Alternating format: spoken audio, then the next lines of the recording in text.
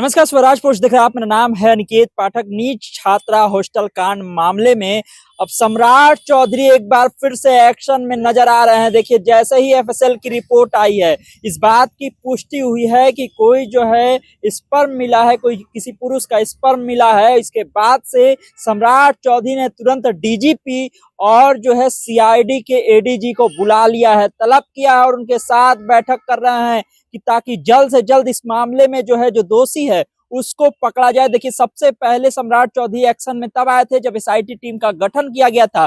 खुद पोस्ट करके उन्होंने कहा था कि एसआईटी टीम का गठन कर दिया गया है इस पूरे मामले में, और फिर एसआईटी की टीम की जांच पड़ताल लगातार जो है वो चल रही है। कहा जा रहा है कि जल्द ये जांच जो है पूरी तरह से पूरी हो जाएगी और उसके बाद बड़ा एक्शन लिया जाएगा, जो दोषी हैं उन पर कार्रवाई होगी। और फिलहाल हम आपको बता दें कि आज सुबह सुबह ही जो है 2 लोगों को सस्पेंड भी किया गया। जिस तरह से लगातार पुलिस प्रशासन पर सवाल उठ रहा था इस पूरे मामले में कि लापरवाही बरती गई है, और तुरंत जो है इस पर जो है थोड़ा वक्त जरूर लगा, लेकिन एक्शन लिया गया। और एक्शन लेते हुए चित्रगुप्त नगर की जो थाना अध्यक्ष हैं रोशनी कुमारी, उनको जो है निलंबित किया गया। साथ ही साथ कदम कुआं के जो दरोगा हैं उनको भी निलंबित किया गया, क्योंकि उन्होंने ये कहा गया कि इस पूरे मामले में उन लोगों ने लापरवाही बरती है। अभी और भी कुछ बड़े एक्शन हो सकते हैं, और भी बड़े बड़े नाम जो है इसमें सामने आ सकते हैं, क्योंकि सम्राट चौधरी फुल एक्शन मूड में आ चुके हैं। सबसे पहले एसआईटी की टीम का गठन करना, और अब जब एफएसएल की रिपोर्ट आ गई है,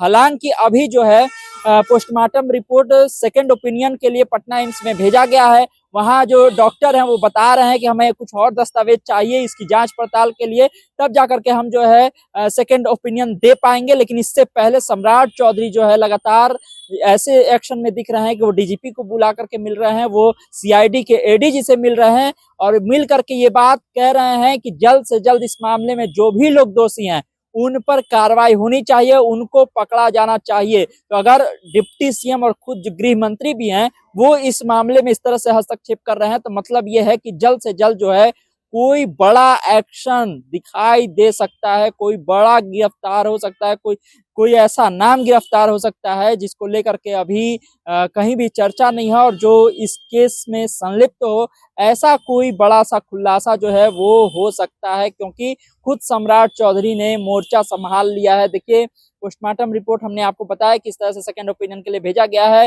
2 पुलिस अफसरों पर कार्रवाई भी की गई है। अब इसमें देखना होगा कि अस्पताल से लेकर के हॉस्टल तक जो चीजें फैली हुई हैं उन लोगों पर क्या कोई एक्शन लिया जा सकता है।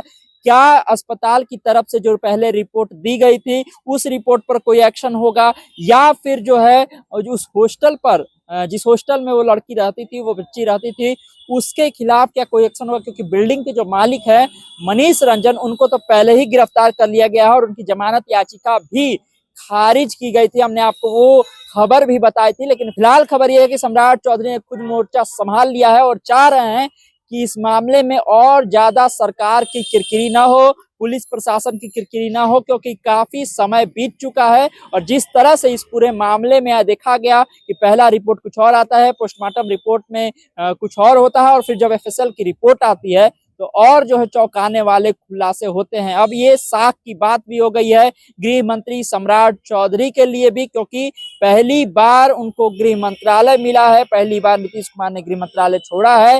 तो अब परीक्षा सम्राट चौधरी की भी है कि आखिर इतने बड़े मामले पर उनकी पुलिस किस तरह से एक्शन लेती है, क्योंकि अब सम्राट चौधरी भी ये चाह रहे हैं कि जल्द से जल्द इस पूरे मामले का निपटारा हो, और जो बात सरकार को लेकर, जो बात पुलिस को लेकर के उठ रही है, उस पर कहीं ना कहीं पाबंदी लगे। तो अब देखना होगा कि आगे इस में क्या कुछ होता है। इस केस में हम आपको सब कुछ बताते रहेंगे। तमाम सारे खबरों के लिए आप इस तरह स्वराज पोस्ट से जुड़े रहिए। यूट्यूब पर देख रहे हैं हमारे चैनल को सब्सक्राइब कर लीजिए, फेसबुक पर देख रहे हैं फेसबुक को लाइक कर लीजिए। धन्यवाद, नमस्कार।